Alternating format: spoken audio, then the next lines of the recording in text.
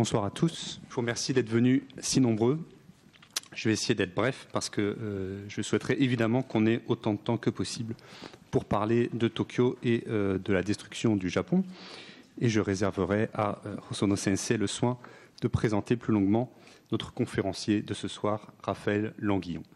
Je souhaiterais simplement prendre la parole pour adresser, en tant que directeur de l'Institut français de recherche sur le Japon, mes remerciements. Pour commencer, mes remerciements s'adressent à Raphaël. Cette conférence est une conférence de clôture.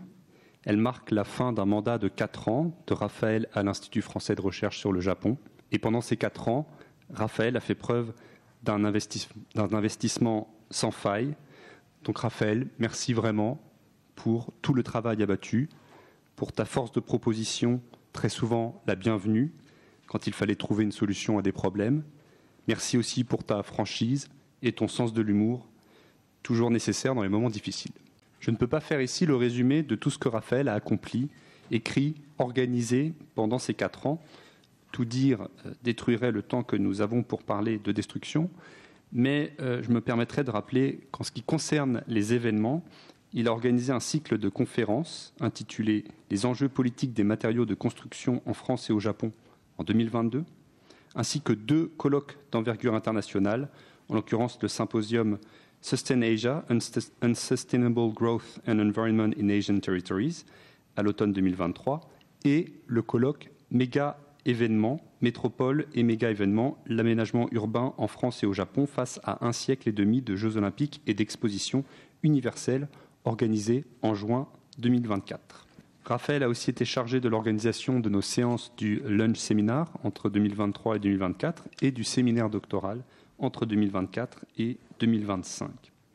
En ce qui concerne les publications, je vous laisse consulter sa fiche de chercheur sur notre site qui permet d'avoir accès à toutes ces publications, dont beaucoup ont été rédigées pendant ces 4 ans à l'Institut français de recherche sur le Japon.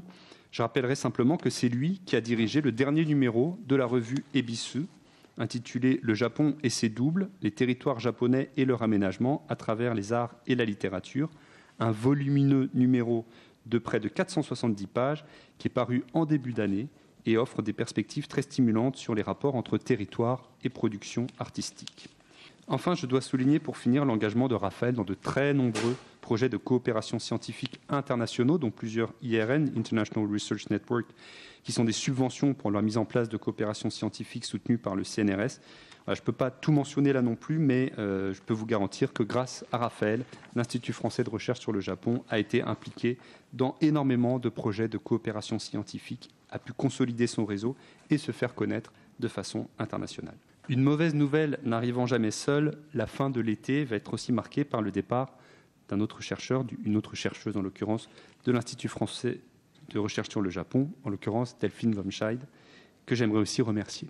Le départ de Raphaël ayant été prévu et anticipé, nous avons pu organiser cette conférence de clôture. Cela n'a malheureusement pas été possible pour Delphine, qui nous quitte de façon plus soudaine, mais pour le meilleur, puisqu'elle a été nommée maîtresse de conférence en études japonaises à l'université de Bordeaux-Montaigne. Vous aurez encore le plaisir de la revoir avant son départ, puisqu'elle va notamment modérer la dernière séance du cycle de conférences sur la reconstruction du patrimoine bâti le 30 août prochain. Mais malheureusement, je ne serai pas présent ce jour-là, et donc je me permets de la remercier de façon anticipée dès ce soir. Delphine est arrivée à l'Institut français de recherche sur le Japon il y a 2 ans, en septembre 2023, en même temps que moi, et pendant ces 2 ans, elle a fait, comme Raphaël, preuve d'un travail et d'un investissement absolument irréprochables. Elle a organisé le séminaire doctoral entre 2023 et 2024, le Lunch Seminar entre 2024 et 2025. Elle a mis sur pied un superbe cycle de conférences sur la reconstruction du patrimoine bâti, dont la dernière séance aura donc lieu le 30 août. Je vous encourage à y assister. Elle a participé à de très nombreux événements, obtenu elle aussi des subventions très importantes pour une structure comme la nôtre, qui a besoin de ces subventions pour maintenir une forte activité. Je ne mentionnerai pas non plus toutes ces publications réalisées pendant son séjour à l'IFRJ. Là aussi, vous trouverez tout sur notre site. Mais je me permets quand même de préciser qu'elle a profité de son séjour pour finaliser le manuscrit d'un livre tiré de sa thèse qui devrait paraître très prochainement. Et c'est elle qui dirige, avec notre collègue Alice Berton de l'Université de Grenoble, le prochain numéro d'Ebisu portant sur la tradition et la transmission de la tradition au Japon, Merci aussi à toi, Delphine, pour tout le travail accompli, ta bonne humeur, ton sens de l'humour. Tout le monde a le sens de l'humour à l'IFRJ, ta disponibilité. Je vous souhaite donc à tous deux le meilleur pour la suite. Vous allez évidemment beaucoup nous manquer. Votre départ ne sera pas la cause de la destruction de l'IFRJ, mais ça va être un sacré coup quand même. Cependant, je sais que vous continuerez à travailler avec l'Institut français de recherche sur le Japon et je ne doute pas de la pérennité de votre fiche de chercheur sur notre site en tant que chercheur associé. Je laisse la parole au professeur Hosono et je vous souhaite à tous une douce et agréable destruction. 皆さんこんばんは。司会を務める中央大学の名誉教授の細野助弘です。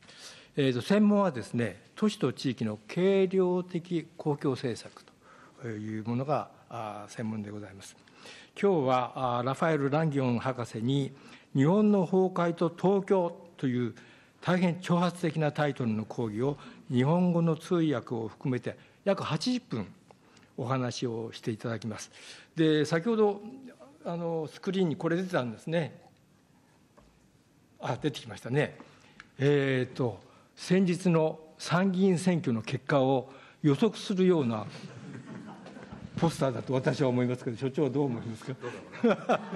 ね、今日はですね、この挑発的なタイトル、とても面白いと思うんですけれども、期待したいと思います。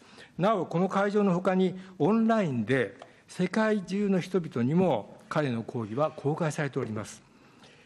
彼の講義の後、きっと質問が絶えないとは私は思うんですけれども、この会場とオンラインに参加している方々、それぞれすみませんけれども、時間的制約がありますので、約1名に限らせていただきたいというふうに思います。では、講義に入る前に、ランギョン博士のことを少し紹介したいと思います。彼は1984年に南仏のカオール、マルベックのワインで有名ですけれども、そこで生まれました。で、2005年にリヨンのエコール・ノルマル・シュペルール、ちょっと私はあれできないんですけど、日本的に言うと、高等師範学校でエコール・ノルマルを卒業してリヨン大学の大学院に学びました。で、2010年東京大学の私の友達の白瀬沢賀さんのところに行きまして、東京都心の開発問題を研究しました。その後、私の研究科の方に1年間博士課程の交換留学生として、私の研究室に来て一緒に勉強したということです。それから2013年に日本学術振興会の夏季調査研究プログラムでちょうど博士論文を書くというところなので、東京に来まして調査研究をしたわけでございます。で、2015年博士号を取得しましたけれども、この博士論文は、全仏の社会学の中で10の指に入るくらいの傑作でございました。その中に序文があるんですけれども、私に関するその調査の感謝のメッセージよりも、うちの奥さんの料理がとても美味しかったっていうのが2倍のボリュームで書かれておりました。それで2015年にポスドクを対象とする日本学術振興会の基金で、2015年、16年に私と共同研究を行いました。現在は地域学と都市計画に関する批判的な視点という領域から都市を研究しています。この都市もですね、東京だけじゃなくてですね、世界の主な都市というものを研究対象にしております。なお、日仏会館フランス国立日本研究所主任研究員として、あるいはジュネーブ大学、ストラスブール大学の準研究員としてアカデミアで活躍しています。と同時に民間コンサルタント、あるいは民間企業のいくつかの科学委員のメンバーとして、特にヨーロッパにおける都市研究の代表的学術雑誌アーティキュラーの副編集長、そして現在年4回の開催しているんですけれども、この日仏会館で開催していますけれども、都市開発の視点から日本の持続可能性を考える四季の会というものの幹事をしております。なお、約20本の査読済みの学術論文、それから協調の形で、先ほど所長がおっしゃいましたけれども、さまざまな雑誌、あるいは書籍を発表しております。今日はその深い学術的な内容をもとに、挑発的な内容の講義をラファエルさんにお願いしたいと思います。それでは、ドクター・ランギョン、よろしくお願いいたします。Merci beaucoup, cher directeur. Merci beaucoup, professeur Hosono, pour vos bons mots introductifs. C'est un véritable honneur pour moi que vous soyez venu modérer la conférence de clôture de mon séjour à la Maison franco-japonaise et je vous en suis reconnaissant. Comme je suis un de vos disciples et que mes recherches vous doivent beaucoup, c'était pour moi très important d'être avec vous ce soir. Bonjour à tous et bonjour à toutes. Nous y voilà, je pars, sayonara. Après 4 ans passés ici en tant que pensionnaire de l'Institut français de recherche sur le Japon à la Maison franco-japonaise. Tokyo et la destruction du Japon, de son sous-titre, la fixation patrimoniale tokyoïte au défi de ces tendances cannibalistiques récentes. Sans doute, certains et certaines ont dû être un peu surpris en découvrant l'affiche de la conférence réalisée par l'excellente designer japonaise Jenny Hasae. L'image est volontairement violente, car c'est de violence dont on va parler ce soir, celle, entre toutes choses, de l'aménagement. Bien qu'il s'agisse d'une conférence de clôture, je ne suis pas venu vous faire le bilan narcissique de mes activités. Ce que je souhaite vous présenter ce soir est bien plus narcissique encore. Il s'agit de mes recherches, dont je vous livre ici, plus qu'une démonstration robuste, une sorte de mise en narration. Je ne vous apprendrai sans doute rien, mais je vais réinterpréter ce que vous savez déjà, un peu différemment, en tissant un fil narratif élaboré au cours des 15 dernières années. Avant toute chose, comme le propos ce soir sera très critique, je tiens à rappeler que j'aime Tokyo, profondément.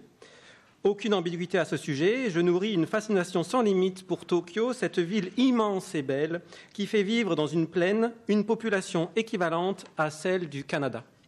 Hiroshima mon amour, titré Marguerite Duras pour son célèbre roman, Tokyo mon amour, pourrais-je moi aussi intituler mes recherches et une partie de ma vie. À gauche, l'arrondissement de Minato, pris depuis mon balcon. J'aime profondément Tokyo. Le parc Hamarikyu, toujours depuis chez moi, sublime. Le centre de la ville, depuis Ebisu Garden Place, non loin d'ici, sublime. Et Tokyo croît. On agrandit les quais de ces gares, car les passagers sont toujours plus nombreux. Elle croît, et on agrandit les bâtiments de ces gares, car les usagers sont toujours plus nombreux. Elle croît, toujours. On agrandit et on verticalise ses tours de bureaux et ses tours d'habitation. Les habitants sont toujours plus nombreux. Venant du Lot, toutefois, un département très rural du sud-ouest de la France, et né à Cahors, je suis sensible à une légende médiévale de mon pays natal, celle du pont Valentré. Vous connaissez peut-être ce pont fortifié du XIVe siècle. Il comprend 3 tours. Au sommet de celle du milieu, on y voit la statue d'un diable avec lequel l'architecte avait pactisé. Pour pouvoir construire un tel édifice, ce dernier lui avait vendu son âme contre l'assurance que le pont tiendrait.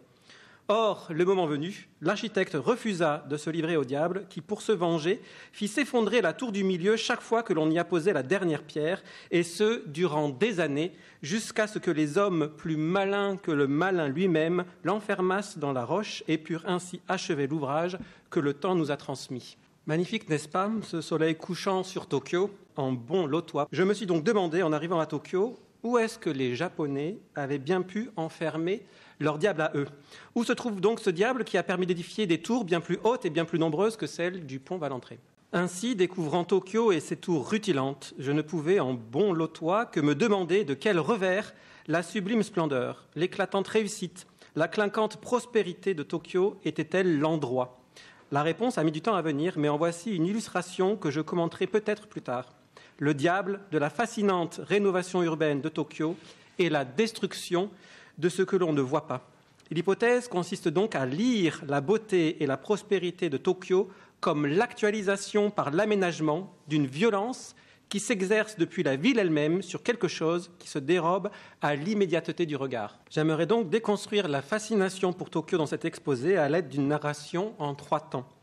Tout d'abord, j'aimerais, à travers une forme de narration historicisante, vous présenter la notion nouvelle de fixation patrimoniale, née de mes réflexions à la fois néo-marxistes et néo-contractualistes, que m'a inspiré l'observation de l'aménagement à Tokyo. J'avais d'ailleurs songé initialement à intituler cette conférence « Marx et Rousseau à Tokyo, aménager la capitale en croissance d'un pays décroissant ». Ensuite, j'aimerais revenir sur un épisode important dans l'aménagement de Tokyo et dans la trajectoire du Japon contemporain, la bulle économique des années 80 et son dégonflement dans les années 90. Enfin, j'aimerais zoomer sur les 25 dernières années, celle de la Renaissance urbaine, pour mettre en lumière une deuxième proposition théorique, celle de l'accumulation capitalistique par cannibalisme. Je conclurai ensuite sur une dernière proposition théorique inspirée de La Boétie, humaniste du sud-ouest de la France et meilleur ami de Montaigne. Dans cette première partie, que j'intitule « D'Edo à Tokyo, la longue histoire de la fixation patrimoniale du pouvoir sur le revers de fronts actifs », j'aimerais retracer très rapidement, l'évolution de certains aspects de Tokyo afin d'éclairer ce que je définirai ensuite comme la fixation patrimoniale. Comme vous le savez, Tokyo, anciennement appelée Edo, est une ville très jeune dont la fondation est contemporaine des villes d'Amérique du Nord. Je parlais tout à l'heure du Canada. Je retiendrai de sa fondation 2 caractéristiques majeures qui se retrouvent et se renforcent à chaque période depuis 1600. D'une part, Edo Tokyo est un immense dispositif de stabilisation du pouvoir et des régimes politiques successifs du Japon, dont la croissance est liée à une position de revers de front militaire d'autre part, les deux, ville et front militaire, croissant de concert en taille et en intensité au cours du temps jusqu'au début des années 1990, date à laquelle la dynamique connaît un effondrement brutal. Vous avez sur la slide 2 éléments qui illustrent la stabilisation du régime politique du pays par l'aménagement de sa capitale. Edo est contemporaine de l'unification du Japon par le shogun Ieyasu Tokugawa qui fonde un régime d'apparence féodale. Il construit ainsi Edo, la capitale de son fief féodal, comme capitale du pays, en même temps que ce pays est unifié par la force et que les bases du régime politique sont stabilisées. Cet aménagement d'Edo, le shogun les fait porter par les seigneurs des fiefs du pays, les daimyo en particulier, qui financent les travaux de la ville. Assainissement, murs d'enceinte, portes, routes, canaux, infrastructures. Ce faisant, Edo se construit par confiscation des ressources du reste du pays qui sont détournées des capacités, en particulier militaires, des fiefs locaux au profit de l'aménagement de la capitale. En un sens, l'aménagement d'Edo appauvrit la guerre. À cela s'ajoute le système de double résidence des seigneurs de guerre, le Sankinkotai, qui obligeait ces derniers à séjourner 1 an à Edo, puis un an dans leur fief, en laissant femmes et enfants en otage à la capitale. Ce système a engouffré dans les frais de résidence à Edo et dans les frais de déménagement biannuel des cours seigneuriales des ressources énormes, ce qui a non seulement confisqué les capacités de financer la guerre des daimyo, mais a en plus conforté l'aménagement d'Edo et du reste du pays via des infrastructures routières urbanisantes entre Edo et les capitales des fiefs japonais. La seconde caractéristique dont je parlais est celle qui lie Edo-Tokyo à l'existence permanente d'un front actif. À l'époque, il s'agissait du front de colonisation des territoires du Nord gagné sur les Aïnous. Edo n'est donc pas seulement une capitale d'État, c'est aussi une base arrière qui administre la conquête territoriale, source de ressources économiques, mais aussi et surtout de ressources politiques. C'est ainsi que l'on consolide le pouvoir d'alliés installés dans le Nord pour en administrer le territoire militairement conquis. Edo est donc comme un clou que l'on enfonce sur le revers d'un front actif pour en stabiliser la progression et bénéficier de ses retombées économiques et politiques. La taille du clou est proportionnelle aux ressources tirées du front. Ces 2 caractéristiques originaires, à savoir la patrimonialisation du pouvoir par l'aménagement d'Edo d'un côté et la construction d'Edo sur le revers d'un front militaire actif de l'autre, créent ce que l'on appelle une dépendance au chemin, path dependency en anglais, qui explique que l'on retrouve ces 2 caractéristiques ultérieurement à chaque étape de la croissance de Tokyo. La première période coloniale du Japon, avec la conquête de la péninsule de Corée et de l'île de Taïwan, fait changer d'échelle ces 2 caractéristiques. Tokyo devient un dispositif de contrôle alors colonial sur le revers d'un front militarisé d'échelle supérieure, celui de l'expansion coloniale. La façon dont les ressources continuent à s'y accumuler change elle aussi d'échelle, mais les logiques de fond sont les mêmes. Je ne développe pas cette période qui verticalise d'un cran, voire de plusieurs quand on pense à la tour Ryōunkaku, le bâti à Tokyo. La dynamique continue de croître et de changer d'échelle après la Seconde Guerre mondiale. Tokyo reste une capitale structurée par le revers d'un front militaire, cette fois porté à l'échelle de toute l'Asie orientale dans le cadre de la guerre froide et de la confrontation entre l'Ouest capitalistique et l'Est communiste, confrontation très active en Asie orientale. Les 2 photos sont éloquentes à ce sujet car prises en même temps. Alors que Tokyo connaissait les premiers Jeux olympiques d'Asie en 1964, le Vietnam s'enfonçait dans la guerre, le tout dans une proximité géographique et géopolitique saisissante. La fête est à l'ampleur de la guerre. J'arrête là cette narration historicisante pour faire un point conceptuel sur ce que j'entends par la fixation patrimoniale à partir de l'évolution d'Edo Tokyo que je viens de faire. En premier lieu, j'invoquerai Rousseau pour vous dire que l'espace et son aménagement constituent l'alpha et l'oméga du contrat social. Je pense que l'on peut même dire que le contrat social est un mécanisme essentiellement spatial. Je n'ai pas le temps de développer ce point, sur lequel j'ai écrit l'article qui s'affiche en bas de la slide. Retenez toutefois 3 éléments. En premier lieu, le contrat social part de l'espace et en particulier des régimes d'usage, d'attribution, dont la propriété, et de valorisation du sol, le foncier. Le foncier, c'est le socle du contrat social. En deuxième lieu, l'aménagement est la translation dans l'espace de la structuration du contrat social dont il est le reflet, un reflet néanmoins imparfait, et je renvoie ici aux travaux d'Henri Lefebvre. En troisième lieu, l'espace stabilise à travers l'aménagement un certain état du contrat social, c'est-à-dire un certain régime socio-économique et politique. C'est ce que j'appelle la patrimonialisation du contrat social.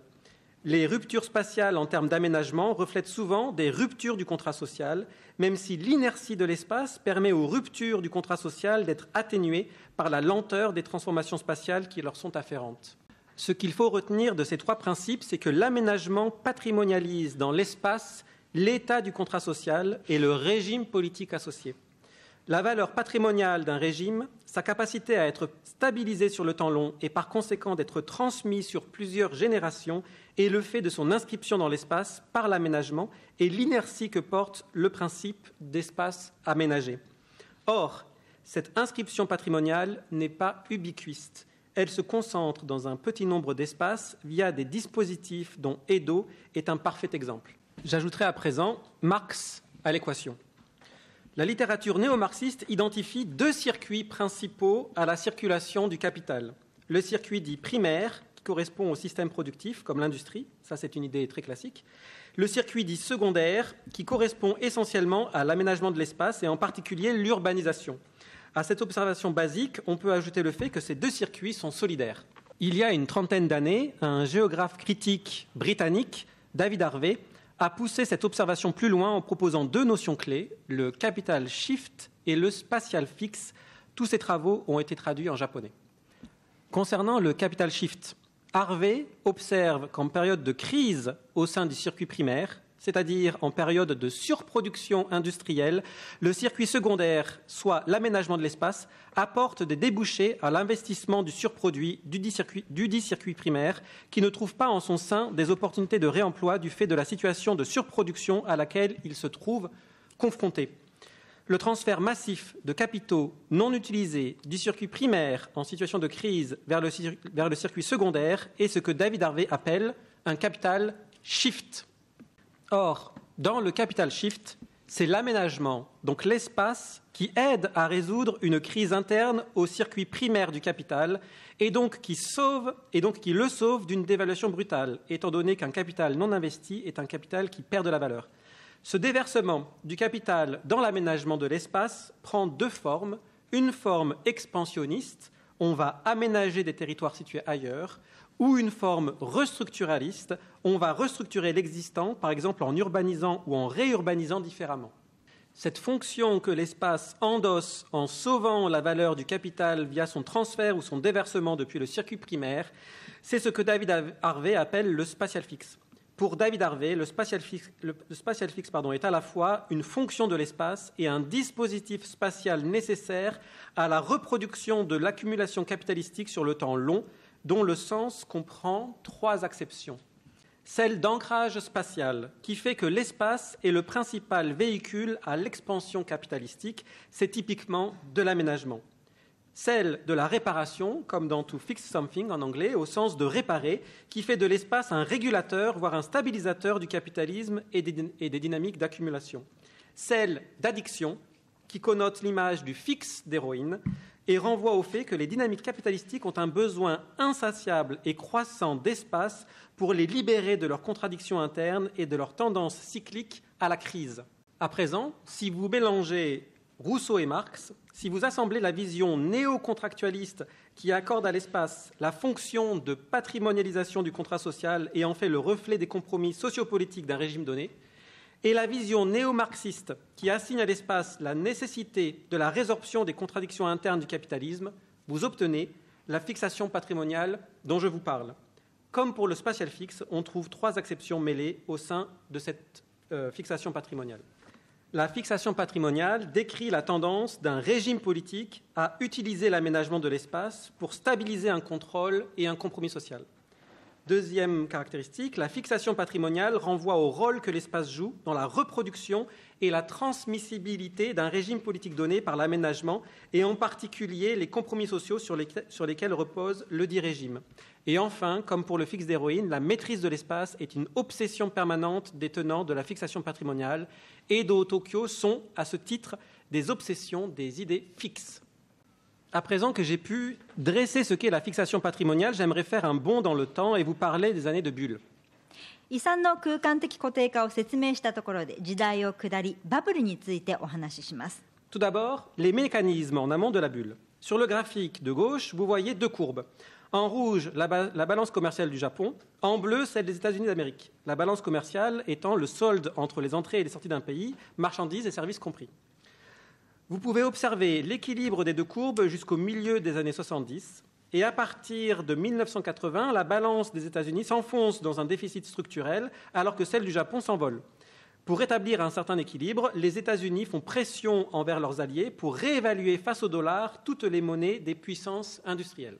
Ainsi, en 1985, les accords du Plaza Hotel réévaluent en particulier le yen, accusé d'être volontairement sous-évalué pour doper les exportations japonaises et donc de conduire à surdimensionner le système productif japonais.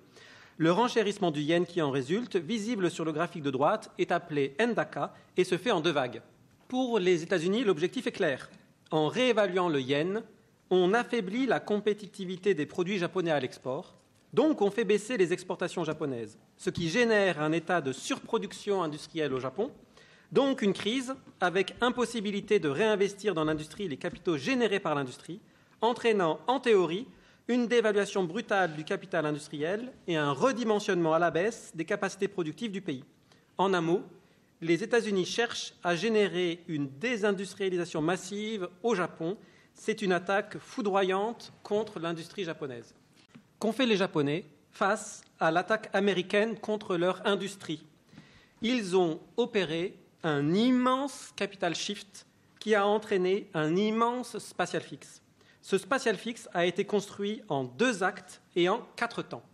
Acte 1, en 1985, un rapport du ministère du Territoire, le Kokudosho, surévalue les besoins en bureaux à 5140 hectares dans les grandes métropoles japonaises en réponse à la tertiarisation de l'économie.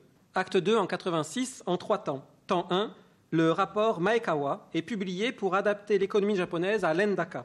Parmi les mesures recommandées figure la suppression du régime fiscal privilégié des terres agricoles situées en zone urbaine afin de contraindre les paysans à libérer ces terrains pour la construction, ainsi qu'un appel pour l'augmentation massive de la construction de logements.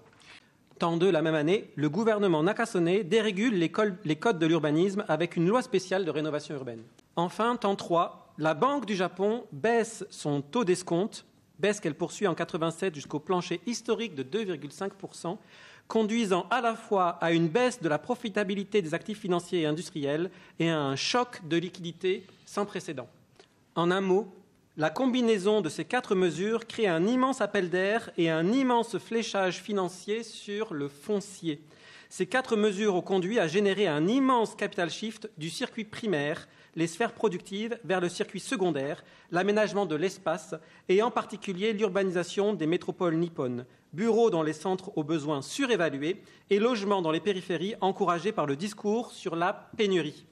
En conséquence, vous avez la formation d'une gigantesque bulle financière sur une base foncière qui démarre en 1985 et se dégonfle en 1991. À droite, vous observez l'évolution des prix fonciers au Japon en base 100 pour 1984.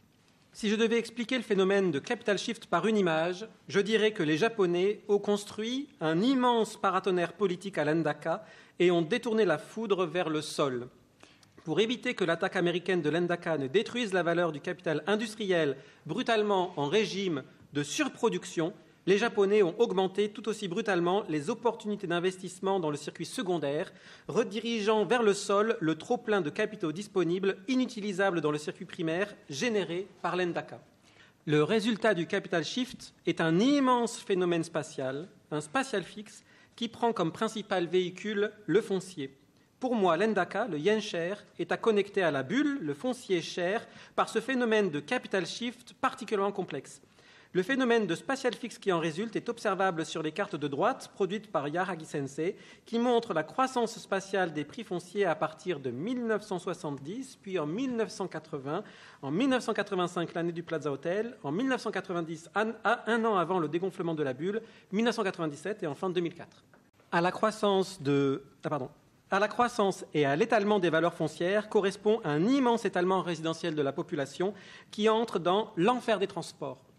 Si le Japon sauve son capital et son appareil industriel, il détruit la qualité de vie de sa population. C'est donc la population japonaise qui a absorbé à travers le sol et l'aménagement le choc de l'Endaka, choc qui a été socialisé.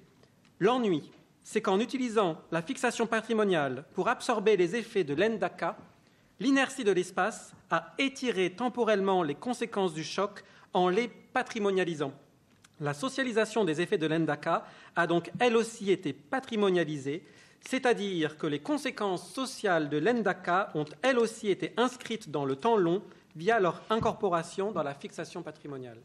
En 1991, la bulle se dégonfle. C'est la fin d'un épisode d'une rare violence et le Japon découvre l'étendue des dégâts sur son économie, son aménagement, sa qualité de vie, plus tard sur sa démographie. Mais 1991, c'est aussi l'année de la chute de l'URSS, c'est-à-dire la fin de la guerre froide, de la position du Japon comme chevalier du containment anticommuniste. Et c'est la fin de Tokyo comme capitale sur le revers d'un front militarisé. Pour moi, il y a un lien géopolitique évident entre la chute de l'URSS et le dégonflement de la bulle, dont la traduction est la perte d'un régime de croissance historique pour Edo-Tokyo, celui lié au revers de front. Le repositionnement de Tokyo consécutif à cette perte de statut a eu des effets délétères sur le reste du pays. Soit dit en passant, 91 correspond aussi à la publication par Sasuke Sassen de l'ouvrage emblématique The Global City, qui entend en creux la ville globale comme ce dispositif qui marque la grande convergence des régimes capitalistiques appelés à diriger un monde post-guerre froide.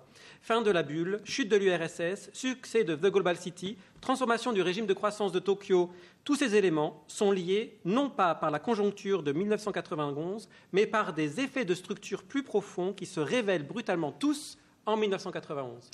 Cette décennie 1990 qui s'ouvre sur l'avènement de Tokyo en ville globale dans un monde post-guerre froide s'accompagne toutefois de la construction de Tokyo comme problème pour son propre territoire national. Dès 1995, Richard Hill et Kuniko Fujita pointent les difficultés d'Osaka, deuxième centre économique du pays, en raison de la construction de Tokyo en ville globale.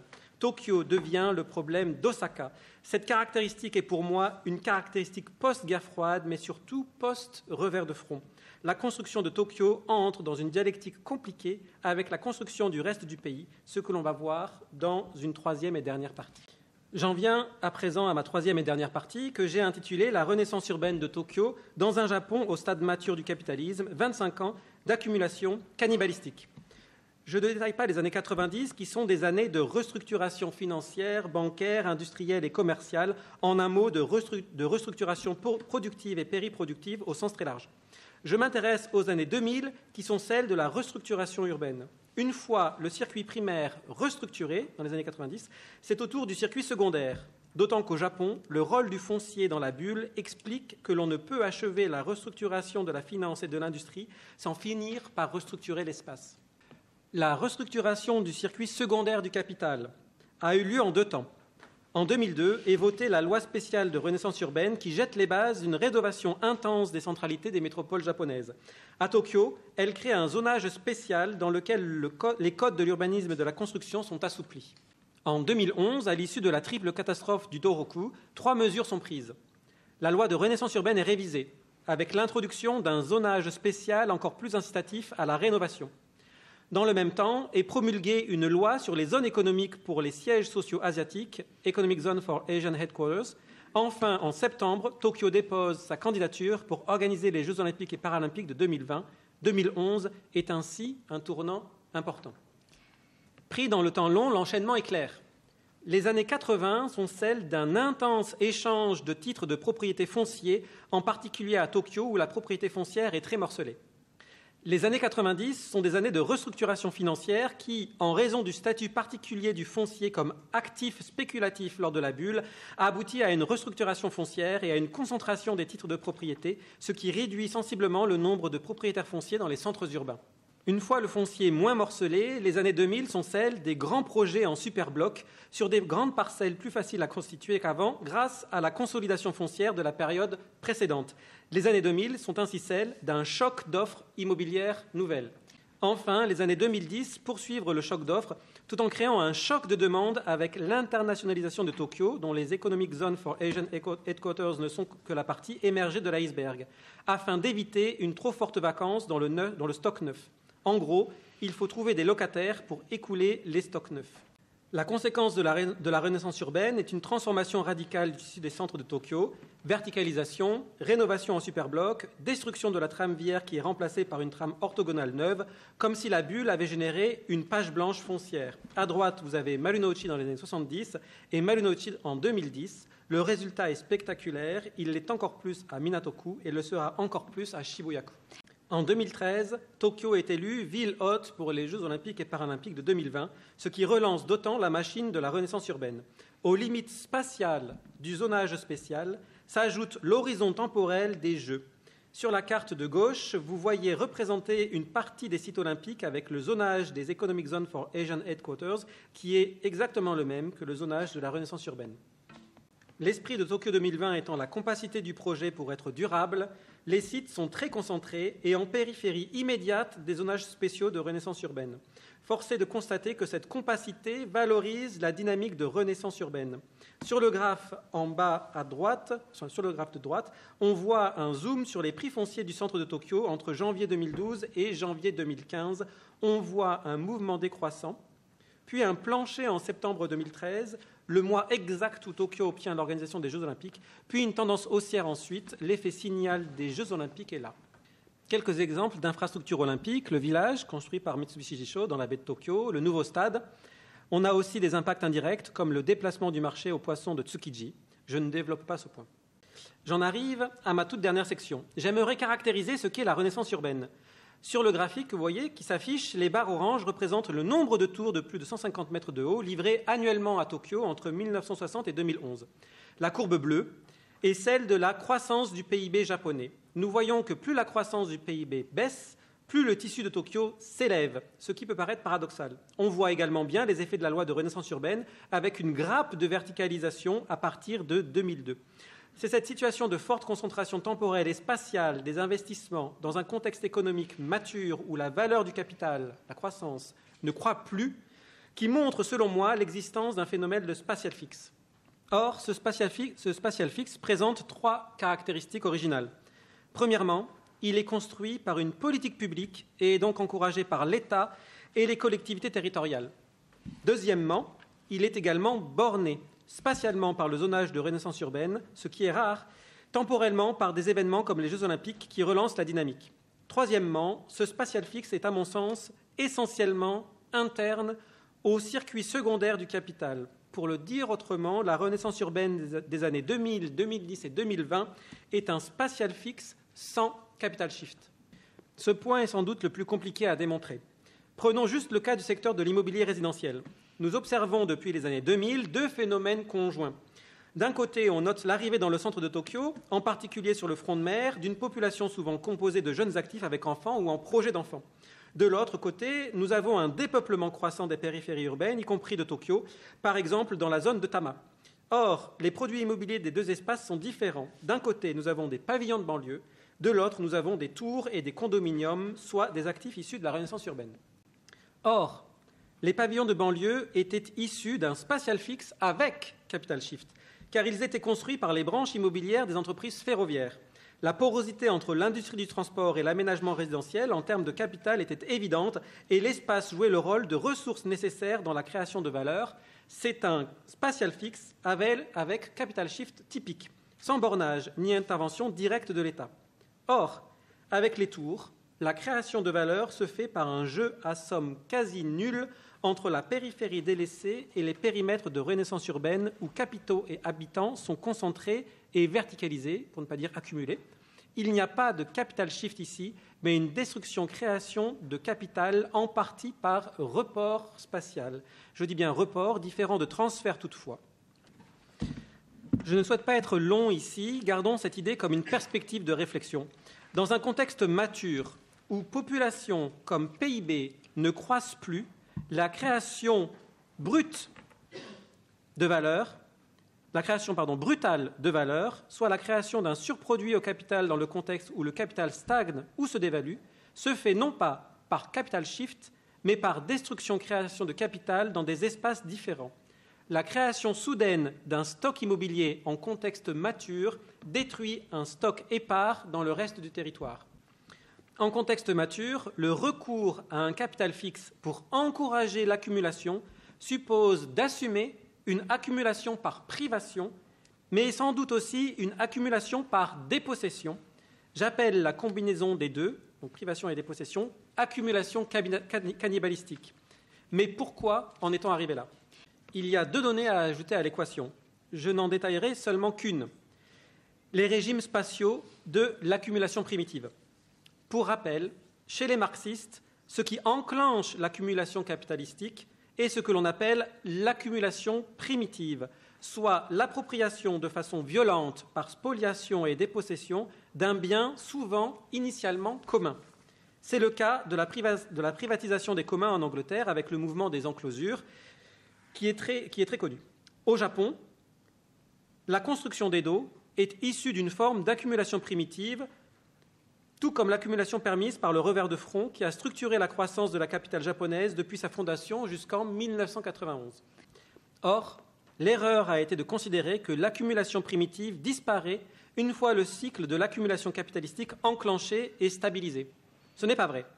L'accumulation primitive est un apport de fonds qui est reproduit en permanence, et en particulier dans le cas de la fixation patrimoniale, très gourmande en accumulation primitive en raison du capital nécessaire à la stabilisation et à la reproduction dans le temps long du régime politique et du compromis social.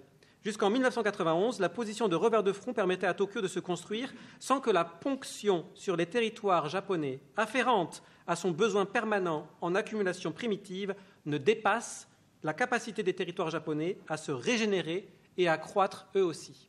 Ce qui se passe à partir de 1991, c'est que le revers de front disparaît. Par conséquent, la ponction du capital nécessaire à l'accumulation primitive, elle-même nécessaire à la reproduction de la fixation patrimoniale, se reporte entièrement sur les territoires japonais. Ces derniers sont alors doublement pénalisés. D'une part, ils subissent le report de ponction de la part de Tokyo. On appelle cela en langage policé la compétitivité et l'attractivité. D'autre part, ils ne peuvent plus valoriser leur propre capital qui subit la primauté de la valorisation du capital tokyote et donc leur capital se dévalue. L'accumulation par cannibalisme est ainsi le produit de ces deux dynamiques et s'explique à mon sens par la disparition du revers de front qui déséquilibre la circulation et les dynamiques d'accumulation capitalistique mises en place par la fixation patrimoniale sous Edo et renforcées au cours du temps. En d'autres termes, Tokyo mange son pays dans des frontières trop étroites, car Tokyo a besoin de combustible et que le carburant qui lui est nécessaire avait été dimensionné pour un territoire de ponction beaucoup plus vaste. C'est sans doute ça, d'ailleurs, le futur d'un monde anthropocène aux limites finies, une accumulation cannibalistique généralisée, car les territoires de la fixation patrimoniale ne sont pas dimensionnés pour les limites qui sont les leurs à présent. À l'écran, la carte des territoires japonais en surdépeuplement, Kasso. Je n'ai pas besoin de commenter et rappelle juste la conférence que le professeur Hosono a donnée à la Maison franco-japonaise en début d'année. En conclusion, je vous avais parlé d'une seconde donnée à ajouter à l'équation de l'accumulation cannibalistique. Je n'ai pas le temps de la traiter ici, mais en un mot, qu'est-ce qui permet de faire tenir l'accumulation par cannibalisme et qu'est-ce qui permet aussi d'assembler deux corpus théoriques aussi dissemblables que le néo-marxisme et le néo-contractualisme? Pour moi, il me semble que c'est l'asservissement volontaire. Je vous renvoie à la Boétie. C'est l'asservissement volontaire non seulement des individus, mais aussi des territoires qui me semble faire tenir tout ça. Je n'en dirai pas plus par manque de temps.